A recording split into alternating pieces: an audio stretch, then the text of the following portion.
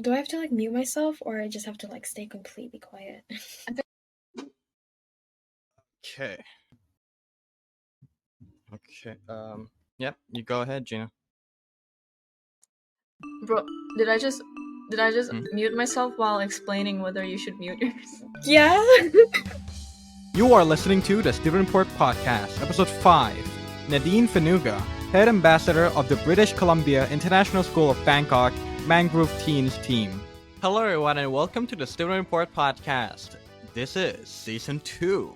This is Episode 5. Today is Friday, 13th of August, 2021. I am Lutfi Putong, and I'm here with you for another year of the Student Report. Yes, we have been gone for way too long. We've been gone for 2 years. Since then, a lot of things happened. One of the things that happened is a pandemic. And as you can see, I am not in the school library anymore. Today, I am in my house. And also joining me today for the first time ever on the Student Report, also from her house, is my new co-host, Gina Andersen. Hi guys, it's Gina. You guys probably know who I am, right? No one does. Okay then. All right.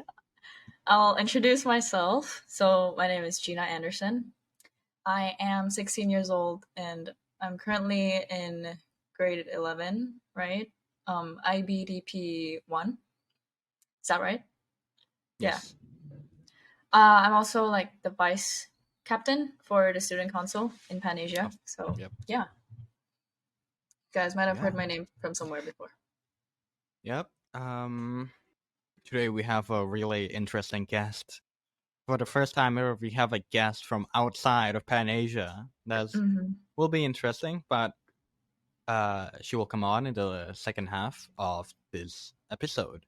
But first of all, let's introduce you a little bit more, Gina.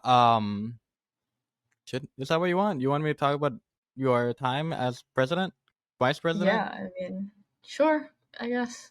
I mean, yeah. What have you done? We covered last year. We covered the Last year we covered the not last year 2019. We covered the student election where who won? Abel? Yeah, Abel won. Abel, And yeah. then last year, we died. The student report died. So that was the election that Gina ran in. So how does it feel to lose? How does it feel to lose? Well, I wouldn't consider it as losing because I still got into the student council. My main goal is to like be a part of the student council and not like the student captain thing. That's, I guess, I wasn't expecting to become the student captain anyways, so I'm already happy that I got the position as the vice captain. Yeah. And our student captain is also doing really well with like, managing activities and everything. Yeah, so what have you guys done since then? It's been almost a year? Yeah, almost actually. Like maybe like 3 more months or 2 more months. Time's going by really fast. You guys done a lot of things. The one thing that left an impact on me was the dress up days. Where I got to go to school as Joker from the movie Joker 2019. You look like the clown from McDonald's. Well, I mean, what's the difference? We live in a society. Okay. Yeah, how do you guys come up with that one? Okay.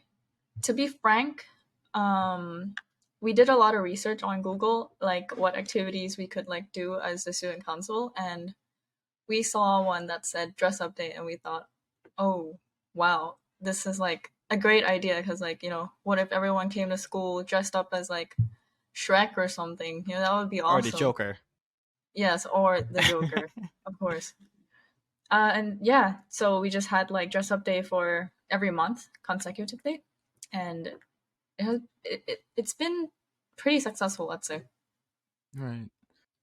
Do you guys do anything else that you want to talk about?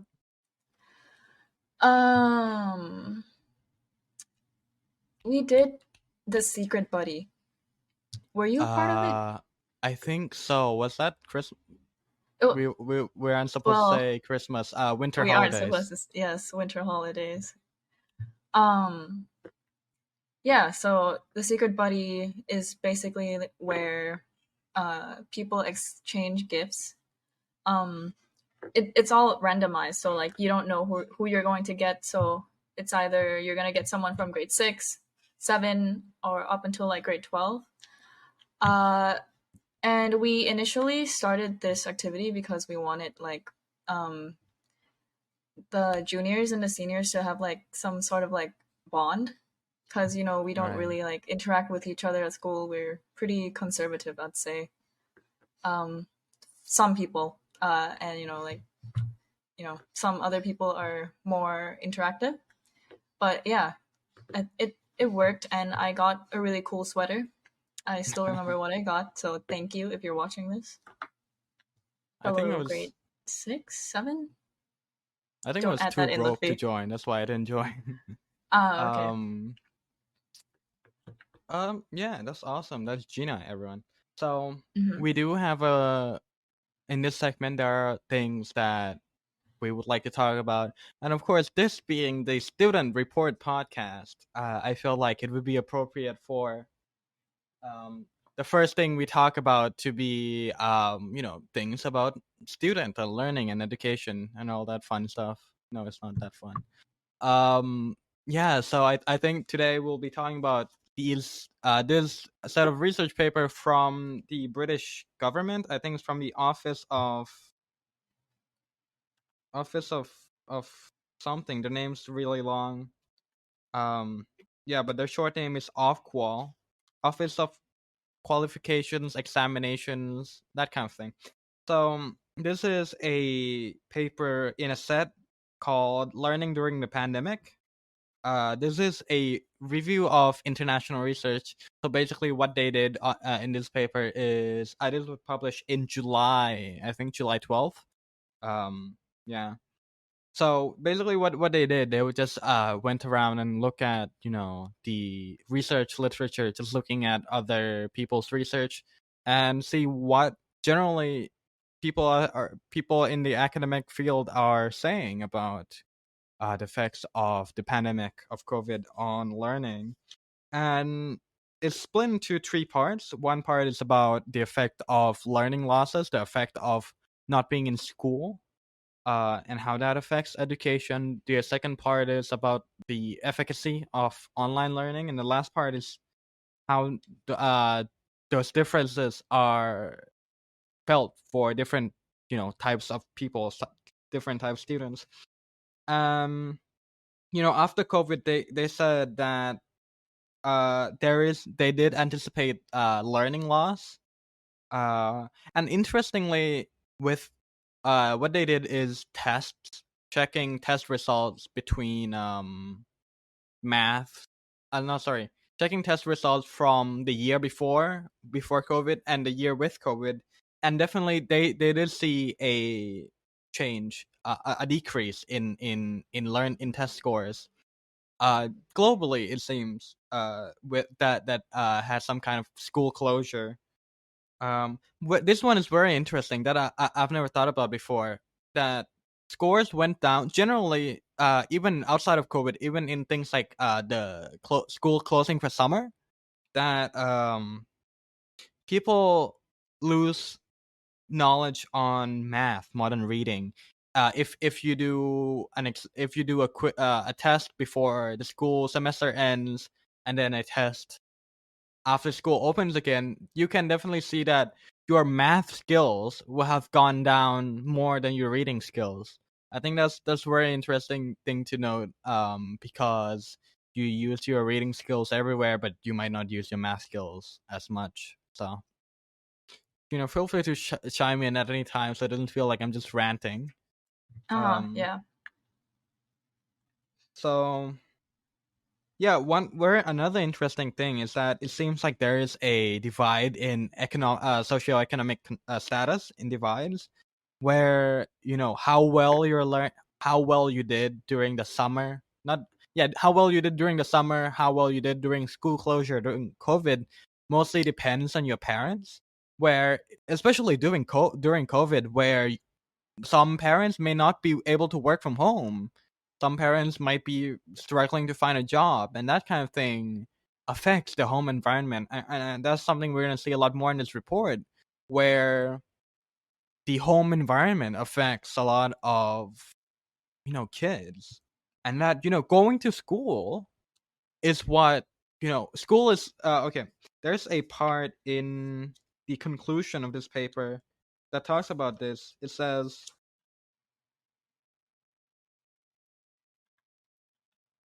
it tells us, the literature tells us that physical schools are a great leveler. They provide many students with the time, space, peace, quiet, resources, and opportunity to learn that they would struggle to obtain outside of school. For some people, school meets basic physical needs that underpin learning, including nourishment and warmth.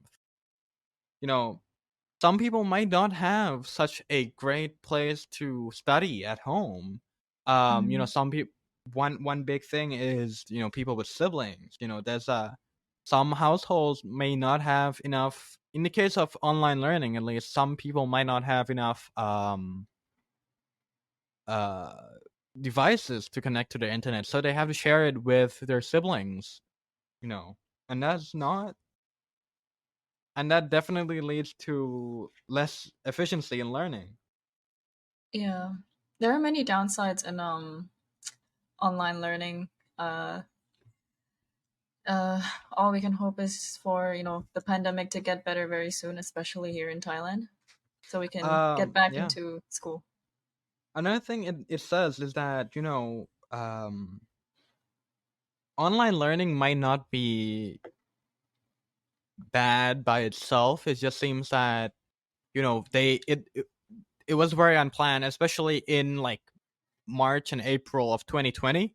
The first lockdown, everything was rushed and everyone was unprepared. Especially teachers, they were unprepared to deal with online schooling. Many teachers weren't so IT literate, I guess. Mm-hmm. And that may be one of the ways why um especially that semester in April and March 2020 was might be a lot of lost learning there. Yeah. And one interesting thing about the data they collected as test scores for um during COVID, that some of the tests was done at home. So, and what they saw is that in some places the score went up, and that may be a result of um cheating or having access to other kind of access from information from other people, from parents or that kind of thing. Definitely. I mean, yeah. No, I was just saying that it's true. That's probably very, very Yeah. true. I'm not gonna say that during the exam, in 2020, that I'm not gonna say I cheated, but I say theoretically it would have been very easy for someone to get another to print everything out beforehand and just look at it while they're doing the exams. Yeah.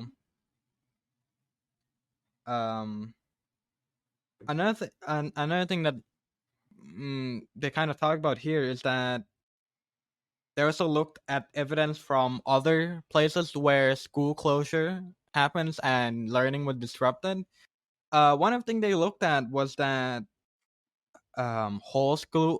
closing of the whole school is much easier to deal with for teachers than individual students being absent. And I feel like a lot of the students who would be absent during online learning, where they don't have access to digital resources of that kind of thing, they are going to be the kind of people that miss out on classes. And they say here, there's somewhere that says like losing 10 days of education is like you lose like a long time of study. That one's very interesting too. I just wanted to say, for anyone that has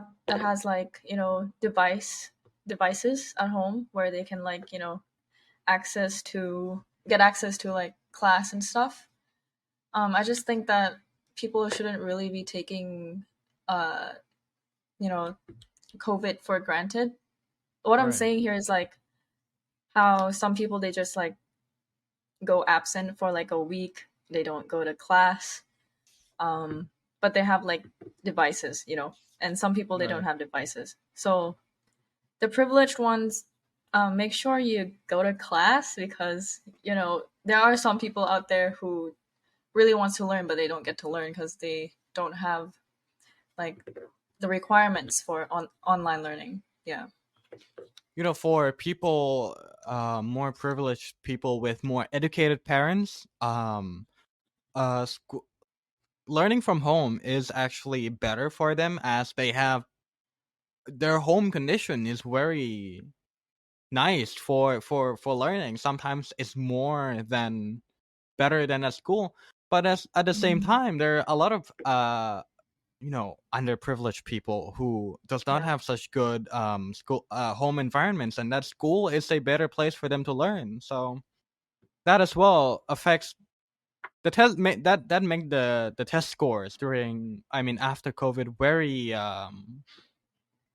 very, say, the data could go either way, because there could be people who are getting advantage from it, but then at the same time, there's could be people getting disadvantaged from it. If you Mhm. say, imagine doing a test and your parents are not fighting, there's like loud noises in the background of your house because you Yeah. live in somewhere, next to, the road or something. Mhm. um Like, yeah. right now, there's literally like construction workers outside. It's very loud. So, you know, those who have a nice, quiet place, you guys are lucky. Yeah, and this study also goes into impact between different types of students. And some people, learning on the computer, uh say, in here it cites Italy, for example, that distance learning attenuated the negative impact of lockdown on learning. They reported that increased screen time, YouTube, social media, etc., is associated with worsening learning outcome and emotion status, while the opposite is true for time reading books. So spending time, like having class on a computer, means you spend more time on social media, and that's, also is not good. It also shows the difference, between girls and boys. Uh, Here it says, for example, girls that are studying at home from school may be more commonly asked than boys to take care of household duties instead of learning. I think that one's quite interesting.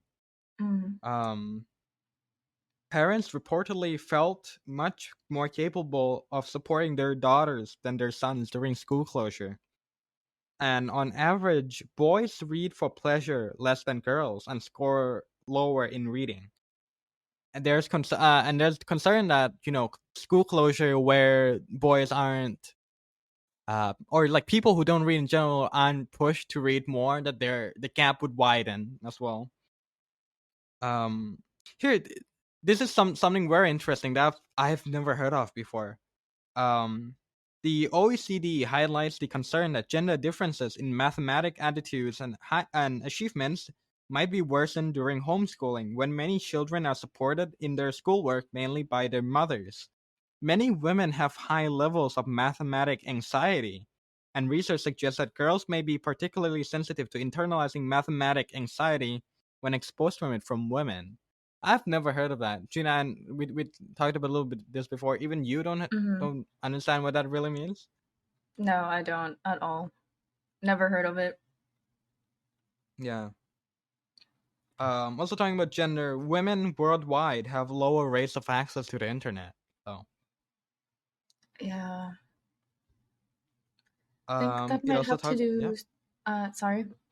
I think that might have something to do with how men had more privilege, back then, Yeah, definitely. than women. But it's getting there. Although there's still a bit of like unfair treatment against women, towards women. Um, yeah, you can continue. It also talks about, um yeah, under one research from the Education Endowment Foundation on online learning, it says that the teaching like in terms of online learning, it doesn't really matter how the teaching comes to you. It's more about it how the teachers work. So it also says here that some types of content are just not suitable for online stuff, especially things like hands-on classes, for example. Definitely like chemistry, something that like we don't get to do much online. um Ensuring access to technology is key, particularly for disadvantaged students. This is another interesting one: motivation. Peer interaction can provide motivation and improve learning outcomes.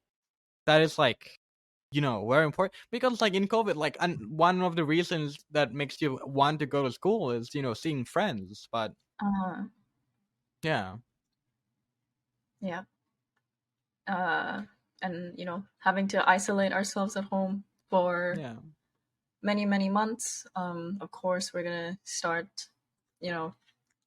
feeling depressed, feeling sad, like you don't really get to do the activities that you normally would at school, because yeah. some people, they go to school because they want to, like, play basketball, play football with their friends and all that. So yeah.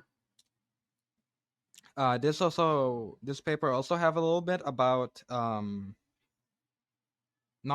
unquote non-cognitive abilities and well-being, which basically talks about mental health and well-being.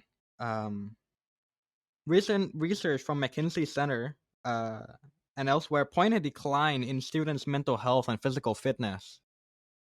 Yeah. Mm. Speaking of mental health, keep your eyes open for the next episode. We might be talking about that. Mm. This also talks about smaller children. We're older kids, and we may be a little bit more independent in how we study. But lower grades, they're extremely dependent on their teachers, and I don't have siblings, so I wouldn't know. But like lower grades, they are more dependent on their teachers in how they learn, so they might be more affected too. Yeah.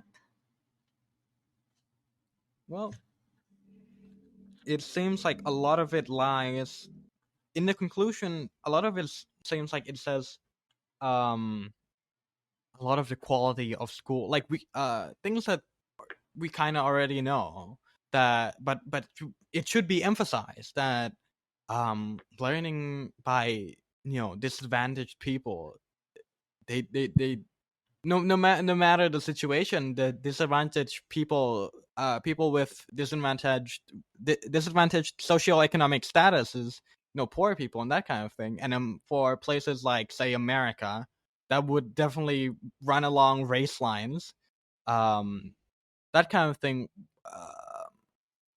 Yeah, it just confirms that poorer people, more disadvantaged people, have poor education, which also leads to their children having worse education than the rest of society. So yeah, I guess the point of that was disadvantaged groups need to get better education uh in any circumstance. Mm. Yeah. I think that is it for this segment. So also, before we end this segment, I would like to talk about a recent project, or also known as like a nonprofit organization that I got into. It is called the Mangrove Teens project. So what this project is about, it's an integration of schools in Bangkok where we all come together to um, work on rehabilitating the mangrove forest, because there are many issues going on in the world. One being COVID, but this is not about COVID, of course. It's about the environment. And our goal here is to plant 250,000 trees by June 5th of 2022. Yeah, and also while doing that, we also like pay off debts for local students, helping with the plantation and all that. So on our next segment, we're going to have a guest from Mangrove Teens, so make sure you stay tuned. All right, and welcome to our interview segment where we're going to be having our guest. So, guest, would you like to introduce yourself? Hello, I'm Naedyn. I'm from British Columbia International School, and I'm one of the admins for Mangrove Teens, and also the head ambassador. Mm-hmm. Yep. All right. Would you talk a little bit about what this Mangrove Teens is? So essentially, Mangrove Teens is known to be a group of like-minded people who are trying to rejuvenate the natural world with new and innovative ways of thinking. Right this moment, we're still a bunch of international school kids coming together to save the world. And hopefully we reach to a place where we work with Thai government schools, private schools, and really come together as a nation here in Thailand to plant trees and save the world. Yeah. Mm-hmm. And you and Gina have the same jobs within your school, is that correct? Yeah, we do. We're both head ambassadors. Yep. Could you talk a little bit about what your roles is? So, as head ambassadors, we basically represent our school, and we manage teams in our school to promote or basically represent Mangrove Teens, but in our own personal schools. And we also basically have the freedom to do any sort of businesses, or if we want to implement more environmental friendly or sustainable ways of learning, we can do that in our own schools. Yeah, and the activities we have right now is like to fundraise. So we think of what events we should come up with to, especially fundraising during like online school is really hard. So we're gonna have to like try and overcome that obstacle somehow and make it work. Right. So you're both um like in like a leadership role, right?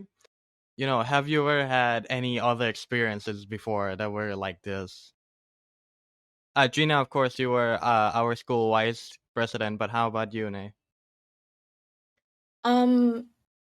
I've always been involved in many different leadership roles. I've been the president. Last year I was the president. I'm hoping to be the president for our entire school again for my final year. And I've always like pushed myself to try new opportunities and things that might suit my taste, because I really like being in a leadership role and working with many different people who have different cultures or different values. Yeah.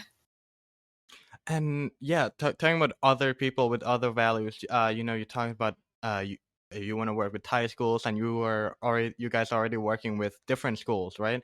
How does that work with working with people from other schools? Because that's something, for example, I've never done, so that would be interesting to hear.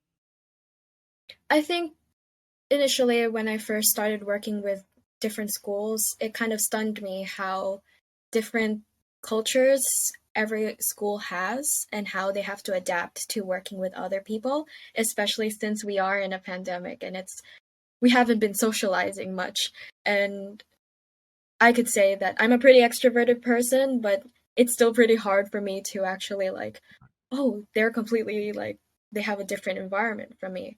But I love how we can all get together and learn more about each other and also bond over this one thing that we're so motivated to help out with. Yeah. Yeah, I'd also like to add on. I think Mangrove Teens is like the first ever project that I ever worked in where there's like integration like of other international schools. So I didn't really know what to expect, but when I first met all of you, like everyone in Mangrove Teens, it was pretty nice. It was like welcoming, and I think everyone is like a really hardworking person. Like that's what I got from meeting everyone and getting to talk a little bit to everyone. Yeah. Can you guys talk? And I would say, yep. Sorry. Go on. sorry. Go on. Okay. I wanted to add in that I feel like this has never been done before. So it's like very new, especially like combining like those big international schools. And I would consider like my school to be pretty small. And it's that like bridge to work together and also become like together as our generation. Yeah. I agree. Yeah, I agree with that. I certainly agree with that. It's very hard to find, other people in this country that are, English socialized. Another thing I want, like, what I don't think is clear yet is like, what do you guys actually do? Have you ever done? You guys have done some fundraising effort? Yes. So I believe the Mangrove Teens project, it started in June, right? Or was it May? I believe so. Like the admins worked on it together, and then they published it in June. Yeah. Yeah. So some schools has been fundraising since June, but Pan Asia wasn't a part of it yet.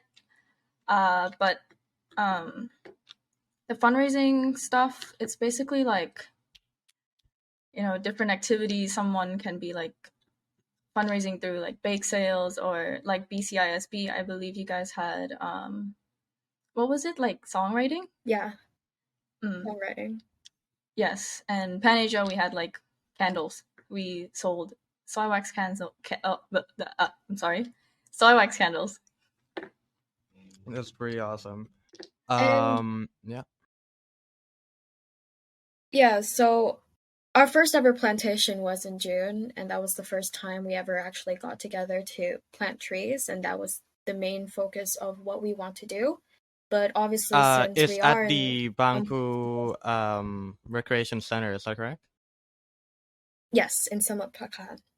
Yeah.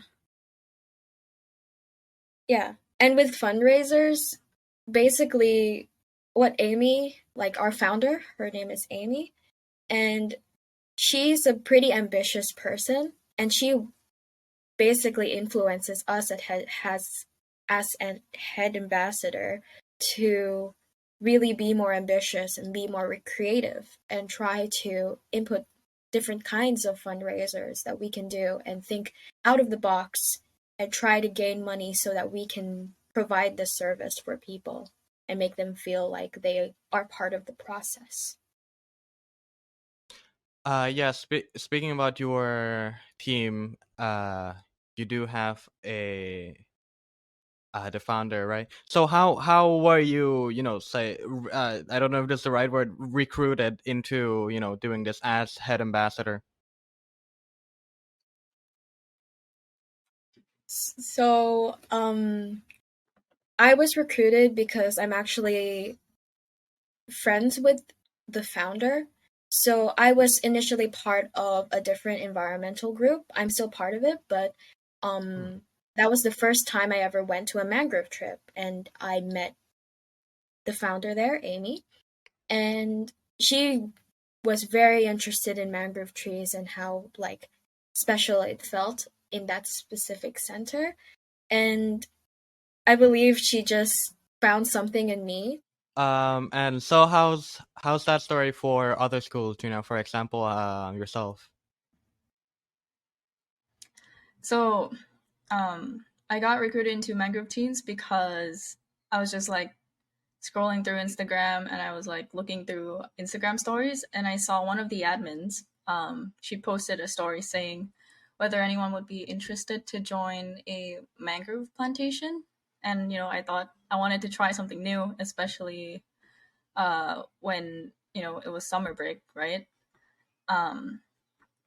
So I texted her and I was like, "Hey, I'm interested. I want to join." And then she said, well, she asked me what school I was in, and I answered her Pan Asia International School. And then, maybe a few days later, she texted me saying, we don't currently have a an ambassador for Pan Asia International School. Would you like to become one? And it was a tough decision because I myself am not good at like managing my own time. You know, like my sleep schedule is messed up. Everything is a mess, but I am trying to like fix that. And I saw this as an opportunity to take in for myself to be able to like fix my life, you know, get my life together. And yeah, that's basically how I got recruited into Mangrove Teens. Yeah, speaking of like dealing with time, how are you guys managing with that? Because right now, for me and Gina at least, this is our year 11, and this is IPDB year 1, so everything's starting to get ramping up everything's getting pretty hot, right? So how do you deal with your time?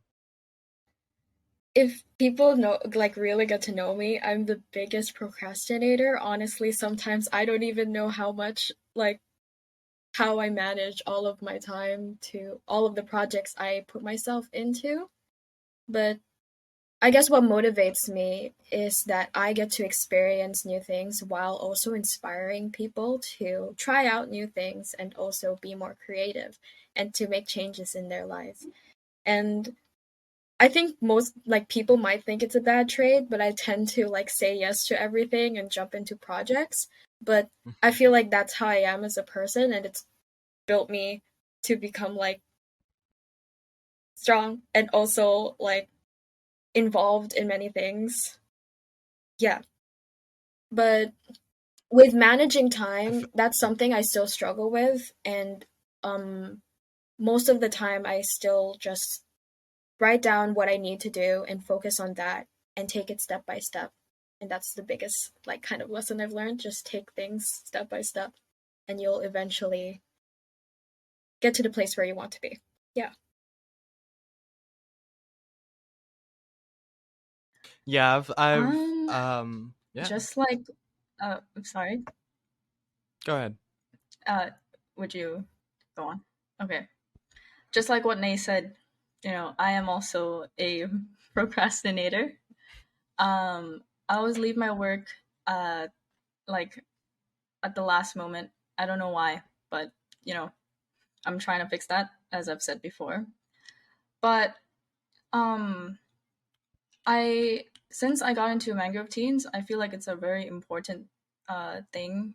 Like it's a very important project, right? And I've always said that Mangrove Teens is like the first priority to schoolwork.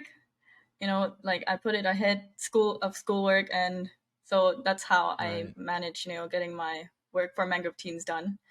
Because right now I have like 3 work that I haven't finished for school, but you know, I'll fix that today. I would imagine the social, of course, the responsibility, because of you're the leader and you have people that needs your need advice for you, need things for them to do. But as well, is I feel like, would the social impact that for what you're really doing, does that push you to for it to be at the top of your to do list as well? I would say yes. I'm Yeah. I believe Mm-hmm. like personally I really believe that our generation has the power to change what we do from now on and what we do in the future. And we have a really big impact in what we can do to, you know, make the world a better place, I guess you could say. And I'm a big person with education and kind of teaching the younger generation that, hey, we need to do something so that you can have a better life when you are adults or when your children have um, to live in this world. And I feel that we are still pretty underestimated. Our generation is still pretty underestimated, and I hope that sooner or later that they will see the value in our generation and see how much impact we put into the world and what we can do, and that we will become adults and we are the ones that are going to lead um yeah, and influence other people. I'd also like to add in to what Nay said. Because the older generations, the older generations, they left all this like issue for us, for our generation to work on. And I think that's also one reason why I feel like the Mangrove Teens project is like my first priority before like schoolwork. I don't want the younger generations to have to like, face the issue, and like I just want them to have like a normal happy life where they won't have to like die in like the next 10 years. We have done a lot of damage on the environment, and I think we should do something about it really, really soon. Yeah.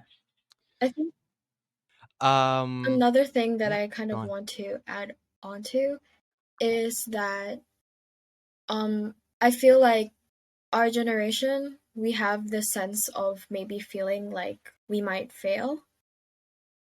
And I feel like a lot of people our age tend to think or like try to avoid like helping out with the environment or helping out with all of these problems that we have with the world, because we're so like, at least like that's what I feel, where I feel like we don't want to feel that sense of failure or feel like we're failing the world, that we try to like push it away. And I feel like we, the people who actually took a chance, took a risk, are the ones who are going to push these people to understand how important it is to really make a movement before everything gets worse and we can't do anything anymore. Because we're slowly getting there. Right. The previous episode that we recorded like 2 years ago, was with from our school, Nooney and Cece, who did the Go Green project for their cast, which was similar, according to Mangrove and everything. They got and they talked about how about scopes, right? Where the scope of it is, are we looking at a local scope here, or are we trying to do something, transnational? I believe that we can accomplish anything that we want. And right now, we're focusing on doing what we can here, especially since mangrove is such a big part of our ecology, and it's such an easy like way to help out with planting trees. And sooner or later, I know one of our goals is to become international and work with other countries and see the impact that we can make as a whole international as a whole world. And I believe that if we can do it here, and if we can work together as a nation, we can basically move it like all over the world. Yeah, one thing, like, I would really love to see things that are, the going international, things out of Thailand that goes international. But one thing that is like that I personally think would be an issue is how would you build connections of that kind to, where would you find other people in, doing this kind of thing? Maybe I'm not as online as you guys, but is there something you guys are doing on social media or that kind of thing to find other people? So I know one of the main goals that we want to work on is to be able to open up internationally to ask.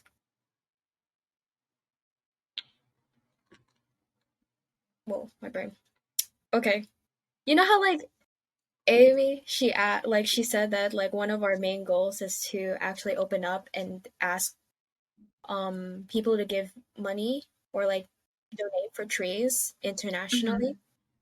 And we would be the service to plant trees here in Thailand, and they would supply us the money so that we could be the ones who plant the trees here.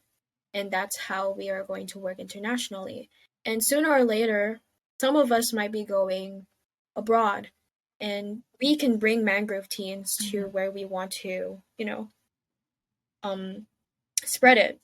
And I know I'm from the Philippines, and there are a few mangrove places there that I can see myself like working with and asking, hey, can we work together and do something there? And this is why I really like big groups and spreading it around, because it creates this connection. And sooner or later, like, that would be the biggest dream, if we could spread it internationally and have all of these connections just because of mangrove trees. And obviously, like, it doesn't have to just be mangroves. We can just start from mangroves, and then it can be trees based on the ecology there. Yes. I know, I totally agree with what Nay said, because it'd be really great if we could like spread to like towards other countries. We start off with mangroves, and then we like later on work our way to like different type of trees. I'm not really sure what type of trees there are, but yes. I think it'd be really interesting if if your advocacy could go beyond just forests, and go into the kind of urban planning to introduce more green space into urban areas, that kind of thing. Do you have any kind of that project beyond just planting in designated planning areas? From what I know, we're still talking about that. And obviously, I think that's a great like direction to go into, because personally, I have a lot, like, my mother is she loves planting. She loves and we live in an apartment, so it's pretty like, we have a small space, but it's full of plants. And sooner or later, I feel like most of our landscapes, or most people, will value having those plants in their homes for their own health, as well as contributing in a way that they can in their own homes, which I hope that we will work upon or work towards too. Yeah. Yep. So Nate, if you have anything to end this with, and of course, anything to plug. So obviously, please go follow our main Instagram account for Mangrove Teens. It's mangrove_teens, I believe. And if you look in the followings, there are a bunch of different Mangrove Teen accounts from all of the international schools that are working underneath Mangrove Teens. And obviously, you'll find Pan Asia there. And see what we've been doing and become inspired. Yep. And also, don't forget to check out BCISB Green Bears as well. Thank you. Right. Thank you very much, Naedyn, from the Mangrove Teens project. And yeah, that is it for this episode of the Student Report. You can find us, of course, at thestudentreport.com. You can find our YouTube at the Student Report, and we are now on Spotify, so you can listen to us there. Yeah, and yep. Me and Gina say goodbye and thank you to you all. Thank you. Goodbye. Thank you.